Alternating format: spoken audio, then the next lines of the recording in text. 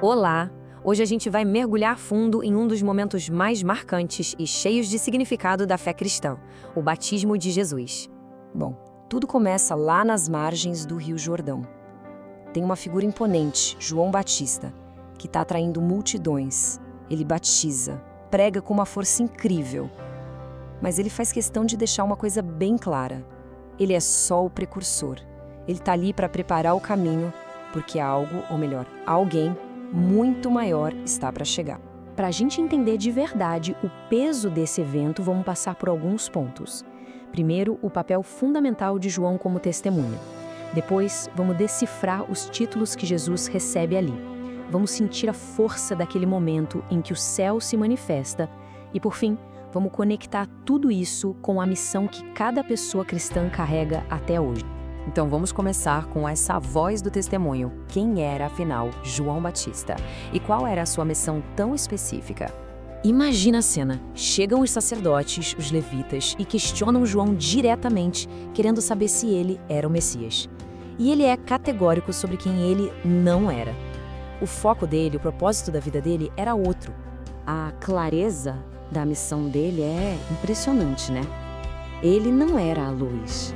A função dele era ser um sinal, um holofote apontando para a verdadeira luz. O papel dele era abrir os olhos da multidão para que todos pudessem reconhecer Jesus Cristo quando ele finalmente chegasse. E esse momento chega. O sinal cumpre seu propósito e aponta diretamente para o seu destino. E nesse momento, ao ver Jesus, João faz duas das declarações mais poderosas e significativas de todos os evangelhos. Primeiro, ele o chama de Cordeiro de Deus. Para quem ouvia aquilo na época, essa imagem era de uma força tremenda. Remetia ao Cordeiro da Páscoa, que simbolizava a libertação, e também ao servo sofredor das profecias, aquele que carregaria os pecados do povo. É uma declaração sobre sacrifício e, acima de tudo, redenção. E logo em seguida vem a confirmação final. João testemunha que Jesus é o Filho de Deus. Isso aqui não é só um título, é a identificação do Messias esperado por séculos, aquele que, como João disse, batizaria no Espírito Santo. E olha só que interessante a estrutura do testemunho de João. Não é por acaso. Ele começa com o Cordeiro de Deus e termina com o Filho de Deus. Ele constrói todo o seu discurso emoldurado por esses dois títulos para revelar de forma completa a identidade e a missão de Jesus. Mas o testemunho de João foi só o começo. O que aconteceu em seguida foi muito além da palavra de um homem. Foi um evento cósmico. O próprio céu se abriu para participar daquele momento. Exatamente na hora em que Jesus sai da água, algo extraordinário acontece. As Escrituras descrevem isso como uma teofania. O que é uma teofania? É basicamente Deus se mostrando de forma visível para a gente. E ali a Santíssima Trindade se revela por completo.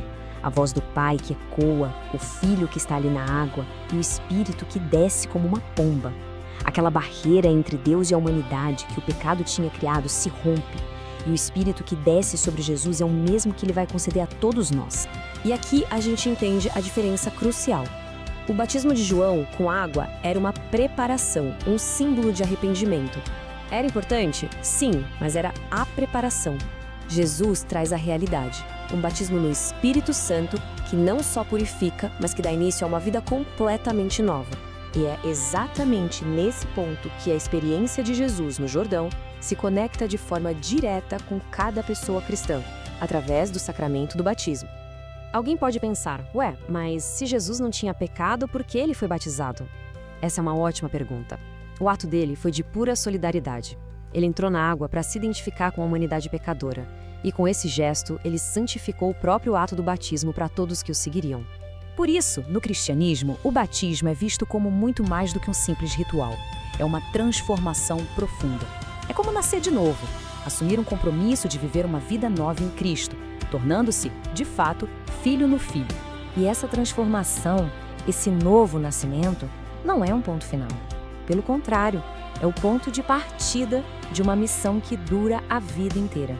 A ideia é que, através do batismo, cada cristão é chamado a ser uma presença concreta, tangível de Cristo no mundo. É continuar a missão que Jesus começou. E como fazemos isso? com a força daquele mesmo Espírito que desceu sobre ele no Jordão e que nos é dado no nosso batismo. E como essa missão se traduz na prática, no dia a dia, com ações que parecem simples, mas que são poderosíssimas.